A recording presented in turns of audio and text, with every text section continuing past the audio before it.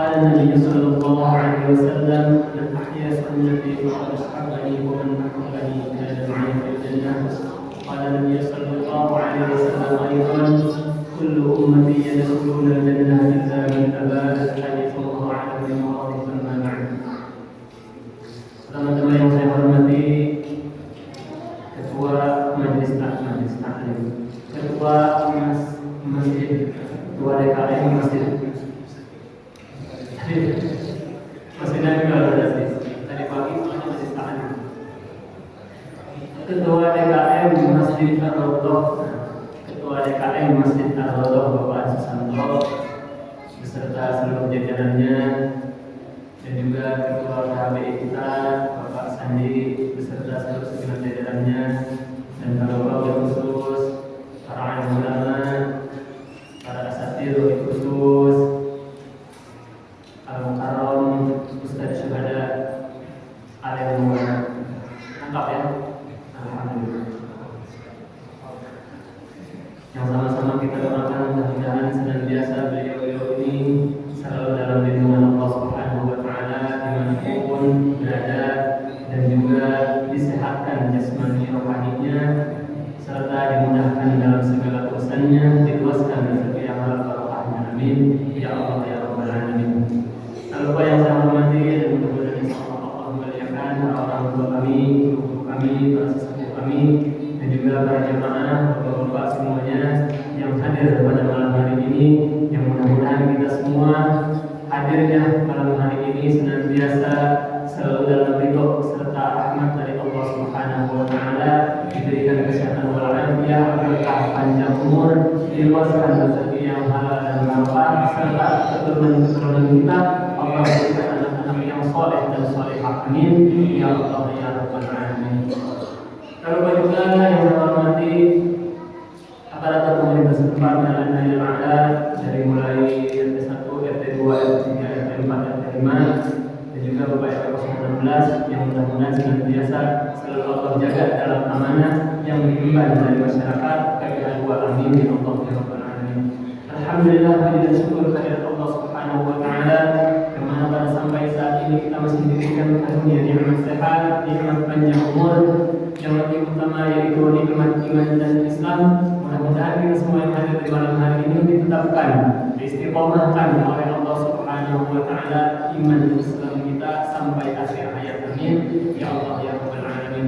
Tak lupa salawat serta salam adalah kita sama-sama curah limpahkan ke hari Nabi besar Muhammad sallallahu alaihi wasallam, kepada keluarganya, kepada para sahabatnya, kepada para tabi'in, dan mudah-mudahan kita selalu masih telah mendapatkan syafaat yaumil akhir. Amin ya Allah ya rabbal alamin. Hadirin jamaah rahimakumullah, pekan kedua di bulan 8 kita sama-sama belajar dan mengkaji, memahami apa yang ulama-ulama kita ajarkan dari baginda Nabi besar Muhammad sallallahu alaihi wasallam.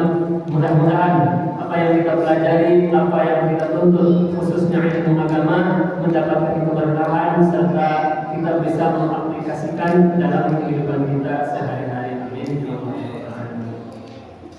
A'udzu billahi minasyaitonir rajim. Bismillahirrahmanirrahim. Astaghfirullahaladzim, astaghfirullahaladzim, astaghfirullahaladzim, innallahul rahim.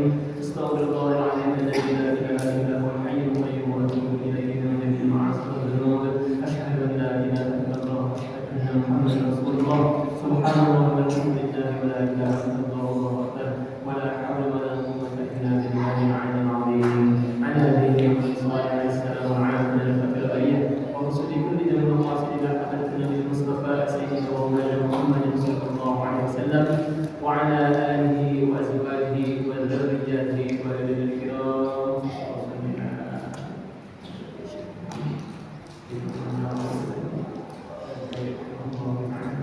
Al-Fatihah. A'udzu billahi minasyaitonir rajim. Bismillahirrahmanirrahim.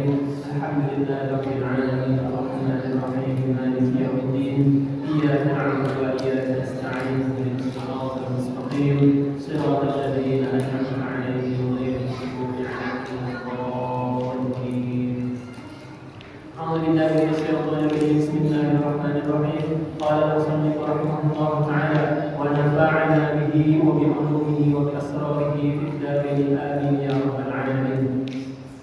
Di bulan-bulan yang lalu kita sudah atau telah membahas, kita sama-sama belajar pembahasan tentang di mana baik suami ataupun istri memiliki hak dan kewajiban dari masing-masing individu baik istri ataupun suami, dan juga memiliki batasan-batasan yang Allah larang baik dari seorang suami dan juga istri, dan juga pendidikan yang diberikan terhadap anak-anaknya dari keluarga tersebut. Kadang-kadang di antara kita yang lalai terkait kewajiban-kewajiban baik nafkah secara lahir ataupun batin terhadap seorang istri. Begitupun seorang istri sering lalai terhadap kewajiban yang memenuhi keinginan daripada seorang suami, yang mana pada itu menjadi pintu surga daripada seorang istri. Dan alhamdulillah kita memasuki bab yang ketiga.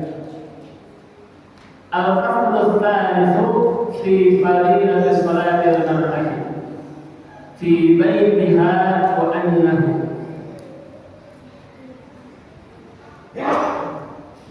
Ini salah satu pasal yang ketiga di mana menjelaskan tentang keutamaan atau fadilah salatnya seorang perempuan atau seorang istri di rumahnya, dan sesungguhnya afdalu min sholatiha fil masjid, dan sesungguhnya itu lebih utama daripada salatnya perempuan tersebut di masjid.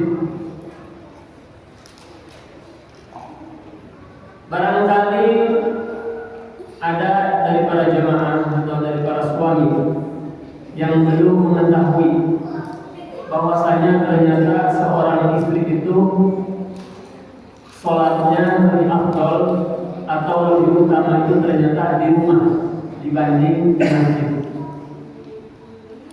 Di zaman sekarang kadang kebalik, istrinya masjid berjamaah, lakinya molor. Ada atau tidak ada? Bukan saya bilang ya. Tapi memang ada. Kenyataannya memang ada. Rajin ke masjid, istrinya masuk. Lakinya cuma di rumah, pergi enggak.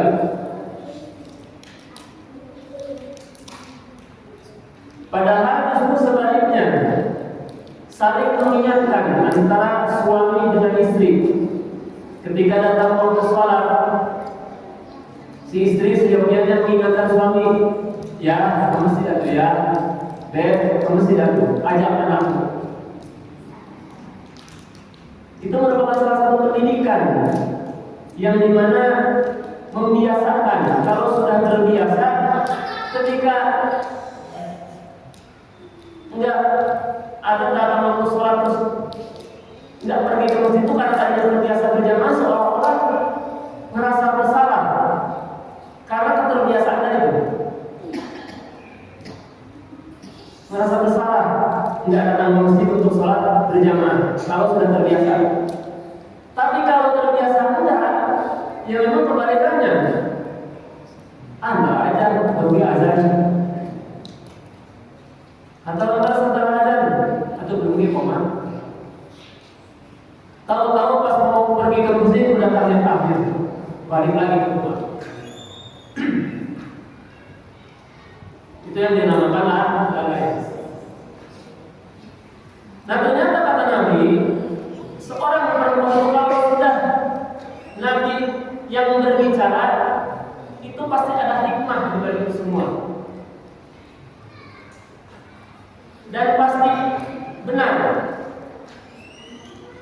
Ketika seorang perempuan ternyata lebih utama, padahal yang sering kita tahu sholat sendiri di rumah itu pahalanya sedikit.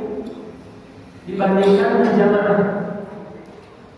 Tapi kebalikan, khusus untuk seorang istri itu justru ada keutamaan. Kalau sudah berbicara keutamaan, berarti ada pahala yang besar di situ bagi seorang istri.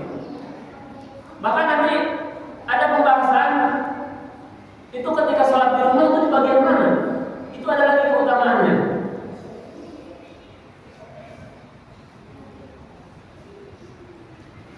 Kata Nabi Muhammad SAW, ruya an imra'ati Humayl as-Sa'id annaha ja'at ila Nabi sallallahu alaihi wasallam. Diriwayatkan dari istrinya Humayl as-Sa'idi, sesungguhnya beliau itu mendatangi siapa? Mendatangi Nabi Muhammad sallallahu alaihi wasallam. Faqalat ya Rasulullah,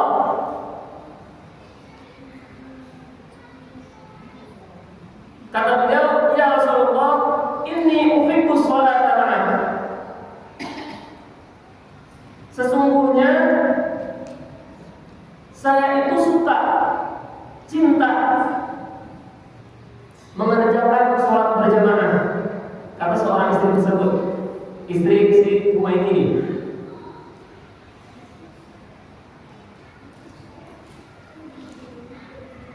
Qala alimtu annaki tuhibbina as-salata ma'a as-salatu. Kata Nabi Muhammad SAW, saya juga tahu kalau ukti itu sangat senang, sangat cinta melaksanakan sholat berjamaah. Kata Nabi kepada beliau. Kata Nabi, tapi ada keutamaan untuk seorang istri di mana melaksanakan sholat dibanding sholat berjamaah di masjid, yaitu di rumah. Kata Nabi. Bahkan kata Nabi menjelaskan,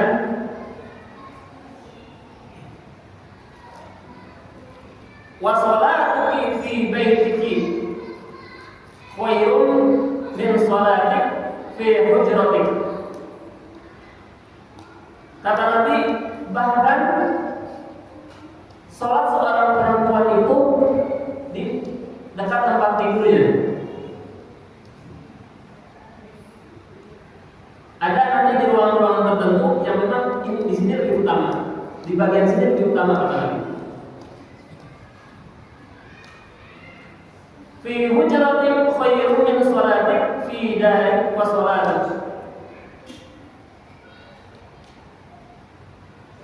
Sholat kamu di kamar, sholat kamu di kamar biasa itu lebih bagus daripada sholat kamu di tengah-tengah rumah, artinya di ruang tamu. Jadi kalau orang istri sholat di ruang tamu, itu ternyata ada tempat lebih utama lagi, itu di kamar.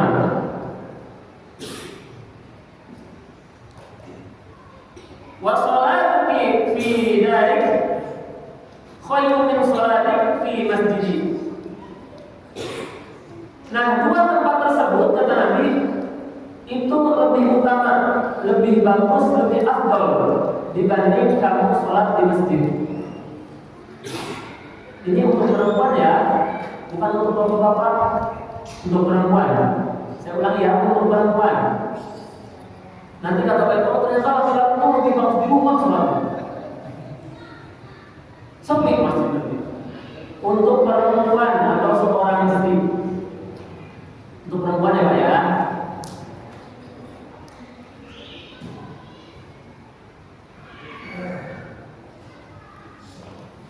Bagaimana kalau seorang suami tetap ingin mendapatkan pahala yang 27 derajat atau kebaikan tersebut, bisa mengerjakan sholat berjamaahnya bareng istri. Jadi jangan dijadikan alasan untuk meninggalkan sholat berjamaah. Bahkan Kata Nabi, kalau memang ingin dapat pahala setelah sholat berjamaah, ingin ada sedekah, jadi setelah sholat berjamaah di masjid, setelah pulang dari masjid, istri belum sholat, ajak lagi berjamaah, kita imamnya. Ada kisahnya, ada rombongan kaum Ansor pada saat itu. Nabi sedang sholat berjamaah dengan para sahabatnya. Setelah selesai sholat berjamaah, rombongan Ansor datang ingin melaksanakan sholat, tapi ketinggalan dengan Nabi.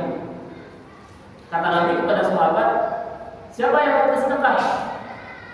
Ana ya Rasul. Silakan imami kaum Ansor untuk sholat berjamaah.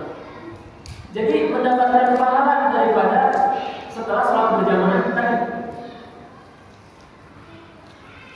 Jadi kalau baca kisahnya itu ada kisahnya. Ada satu waktu Nabi sholat berjamaah dengan para sahabat. Setelah selesai datang rombongan Ansor yang ketinggalan sholat berjamaah dengan Nabi. Nah para sahabat, salah satu para sahabat Nabi itu mengimami sholatnya rombongan Ansor tadi, dan itu menjadikan ladang pahala sedekah untuk si imam tersebut, walaupun sudah melaksanakan sholat berjamaah dengan Nabi.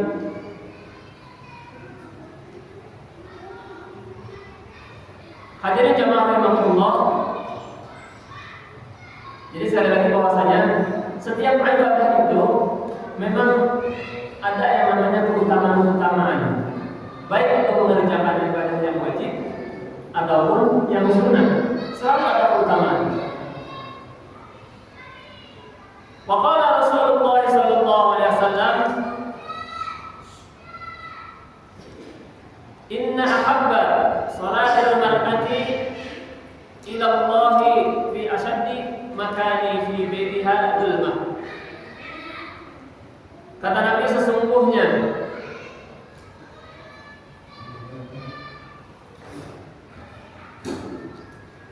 yang paling dicintai, kata Nabi, sesungguhnya yang paling dicintai terhadap seorang perempuan atau seorang istri yang dicintai Allah Subhanahu wa taala,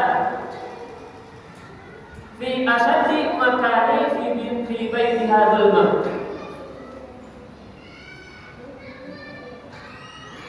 di mana melakukan sholat si perempuan tersebut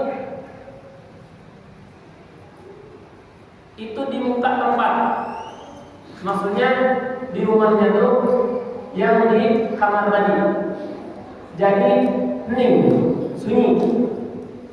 Jadi bukan di rumah, tapi tempatnya tidak dipakai lalu lalang, artinya sangat tersembunyi. Kenapa? Ada keutamaan. Jadi dulu itu Pak, perempuan itu lagi sedang viral Pak, zaman sekarang. Sedang viral-viralnya fitnah dari para kaum lelaki. Nah kalau sekarang sebetulnya perempuan sholat berjamaah di masjid itu bukan merupakan larangan. Jadi harus berarti garis bawahi, bukan merupakan larangan, tapi ada keutamaan. Nah, lebih bagusnya kan ketika seorang perempuan ingin berjamaah ke masjid bareng suaminya supaya tidak menimbulkan fitnah tadi.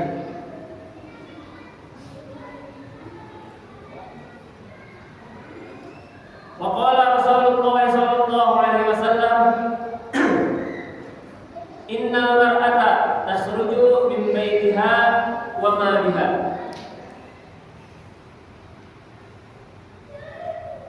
Sesungguhnya seorang perempuan keluar dari rumah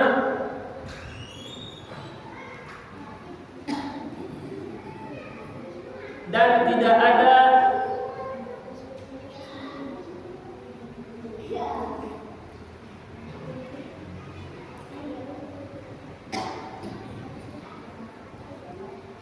itu tetap terhadap perempuan tersebut bayastashribuha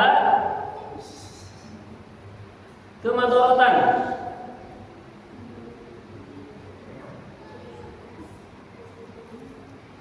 terhadap perempuan tersebut. Nah, makanya kenapa ada keutamaan bahwa perempuan itu lebih baik di sholat di rumah, supaya tidak menimbulkan kemadharatan. Karena perempuan itu banyak auratnya daripada laki-laki, hampir semua, kecuali muka dan telapak tangan. Itu menurut Imam Madhab Asy-Syafi'i rahimahullah. Tapi kalau menurut Madhab Imam Hanafi, itu kaki itu tidak termasuk aurat perempuan. Nah, bahkan ada yang mengatakan suara perempuan juga merupakan aurat. Padahal suara perempuan itu bukan merupakan aurat. Kalau suara perempuan merupakan aurat, itu Sayyidah Aisyah tidak akan pernah meriwayatkan hadis Nabi Muhammad sallallahu alaihi wasallam. Disebut ada yang berpendapat bahwa suara perempuan itu adalah aurat. Itu kalau di mana perempuan itu teriak-teriak yang memang mengandung syahwat laki-laki. Nah, itu yang menjadi masalah. Tapi kalau misalkan suara perempuan yang dibawakan misalkan lantunan ayat suci Al-Quran, sholawat, itu tidak masalah.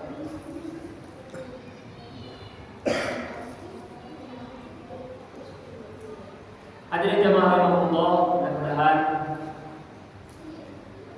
apa yang kita pelajari, apa yang kita kaji, apa yang kita tuntut dari ilmu agama, baik kajian kita apapun, selama itu sanadnya jelas dari Rasulullah SAW, mudah-mudahan kita mendapatkan manfaat, mendapatkan keberkahan dari setiap ilmu atau kajian yang kita pelajari.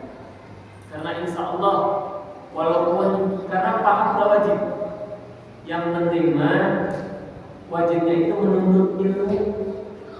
Kalau paham ada kembali ke individu, bisa nangkep atau enggak. Karena tidak semua yang tak itu kadang-kadang serius dengerin. Ada juga kalau ngaji makanan bawaannya tuduh baik orang.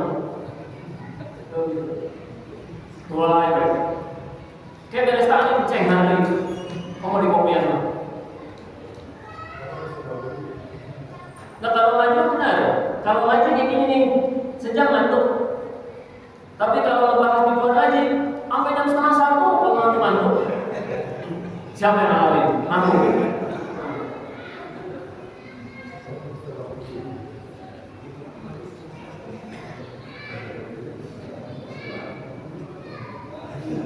Tapi memang kalau ngopi perkara ilmuwan, insya Allah ada manfaatnya, tidak ada kemadaratannya.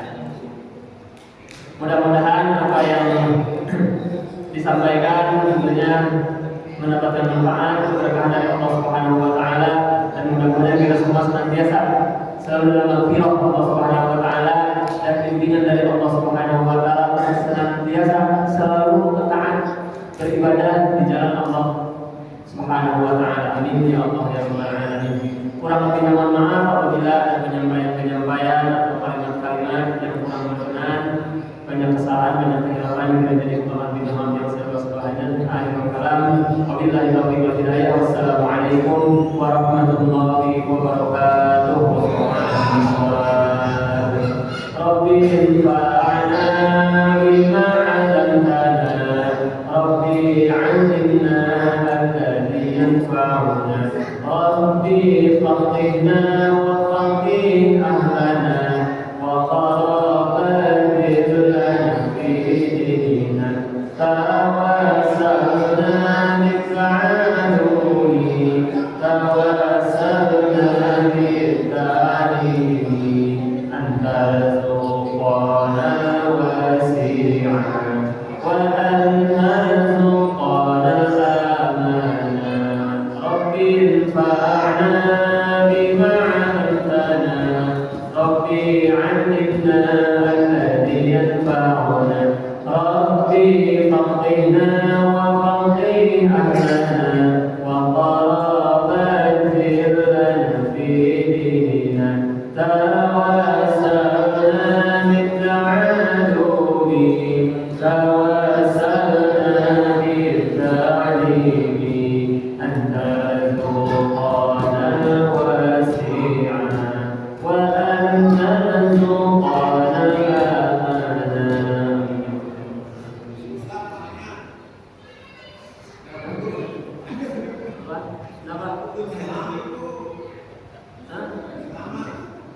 Ayah sobat.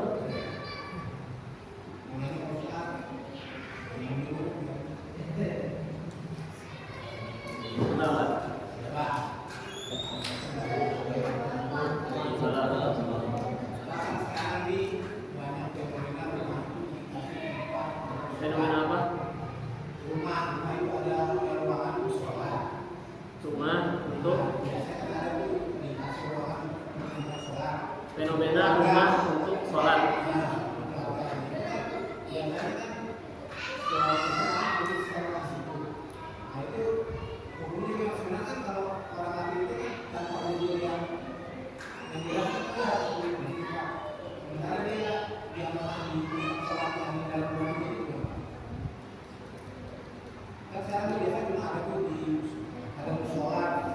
Di rumah.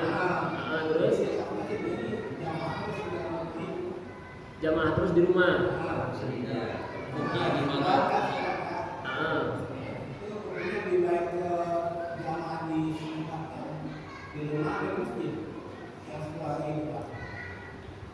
Gini, sebetulnya kan secara mereka tuh jadi masjid itu bukan bangunan sebetulnya. Masjid itu memang tempat ibadah. Jadi bukan itu bukan berupa bangunan, bukan tempat lapang aja yang bisa dipakai sholatkan. Nah, ada pun fenomena yang ditanyakan Pak Asri terkait adanya rumah dan dibuatkan musola, ya kan? Dibuatkan musola yang dimana keluarga itu selalu sholat berjamaah di musola yang ada di rumah itu. Nah, kalau dari segi hukum pembuatan musola tersebut tidak ada masalah, memang khusus diperuntukkan untuk sholat, itu lebih bagus supaya saya selesaikan dulu jawabannya. Pertama, kenapa dibuatkan musola khusus untuk sholat di rumah? Karena supaya tidak tercampur antara ruangan lain yang bisa jadi terkena najis misal. Ini untuk tempat dulu ya. Ini untuk tempat dulu pertama bisa jadi seperti itu. Nanti kita lanjutkan ke dalam hukumnya. Nah, yang kedua, pembuatan musola itu sebetulnya musola atau masjid itu kan hanya nama. Tapi memang afdolnya memang disediakan di rumah itu ada tempat sholat khusus. Bisa diperuntukkan untuk istri kita atau untuk suatu waktu kita berjamaah ketika memang kondisinya tidak bisa berjamaah di masjid. Tapi kalau menjadi landasan atau sandaran atau secara misalkan syariat bahwa itu diperuntukkan untuk sholat berjamaah khusus aja berjamaah keluarganya tanpa ada dia berniat berjamaah di masjid di luar sholat Jumat, nah, itu nggak boleh kalau begitu. Jadi hanya penempatan khusus itu harus pembuatan untuk khusus ruangan untuk sholat itu harus. Bahkan kalau bisa tempat wudhunya pun jangan bercampur dengan dalam kamar mandi, kecuali nggak ada lagi. Kalau misalkan kita yang buat rumah nih untuk wudhu itu dibuat kamar mandi, karena khawatir ada kalimat-kalimat thayyibah yang terbaca di dalam kamar mandi, itu kan nggak boleh. Mana dalilnya? Dalilnya ketika Nabi mau masuk kamar mandi, cincin yang berlafalkan Allah Muhammad itu dilepas. Saking ta'zimnya terhadap kalimat-kalimat thayyibah. Bahkan ketika kita di dalam kamar mandi ada orang mengucap salam, kita jangan menjawab walaupun hukumnya wajib. Ketika di dalam kamar mandi, walaupun hukum menjawab salam itu wajib.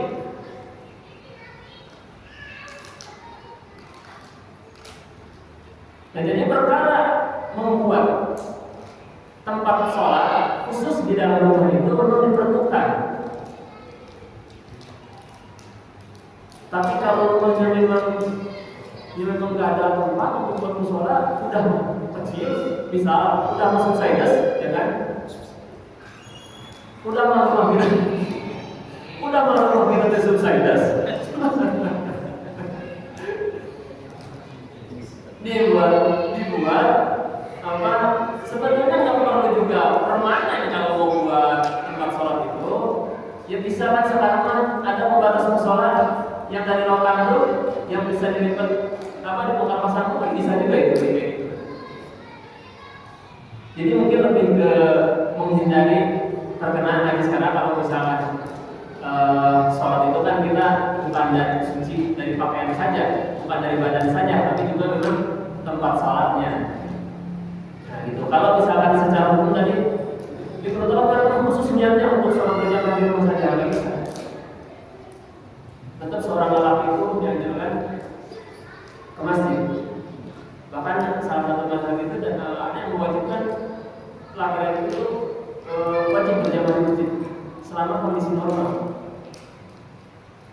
Nah, kalau kita mau kadang-kadang banyak alasan, udah mati makan juga, kita diwajibin.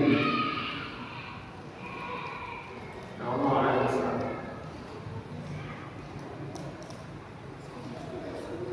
Jadi itu.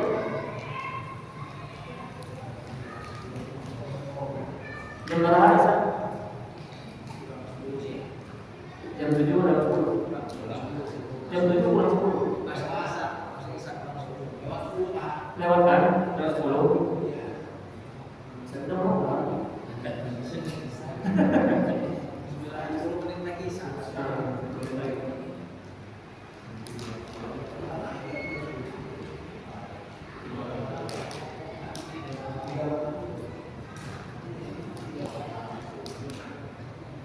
Intinya semua dalam hal beribadah itu ada keutamaan. Kadang kita pernah dengar juga yang namanya sedekah itu tangan kiri tidak boleh tahu. Padahal ada juga yang memperbolehkan untuk kita bersedekah itu niatnya memotivasi. Itu juga diperbolehkan. Atau bahasa kita mah mancing-mancing lah gitu kan, supaya melanjutkan. Karena bisa jadi keikhlasannya itu bukan di awal, bisa jadi di akhir keikhlasannya itu. Jadi karena dia bersedekah termotivasi dengan yang lain, awalnya nggak ikhlas. Karena keikhlasan itu kita nggak bisa jamin datangnya kapan. Karena hanya kita dan Allah yang tahu. Jadi tiba-tiba dengan sendirinya aja. Kayak ini loh, kalau bahasa Indonesia cinta itu bisa tumbuh kapan saja. Menurut seperti itu. Sama keikhlasan juga seperti itu. Karena cinta itu kan kata-kata ikhlas. Nggak jauh beda dengan ikhlas. Rasa cinta tumbuh. Memang yang paling susah dipelajari itu memang ilmu ikhlas. Jangan sampai kita sinetron atau spanduk tulisan ikhlas kita kamu. Namun tak ingin menguasai ilmu ikhlas itu.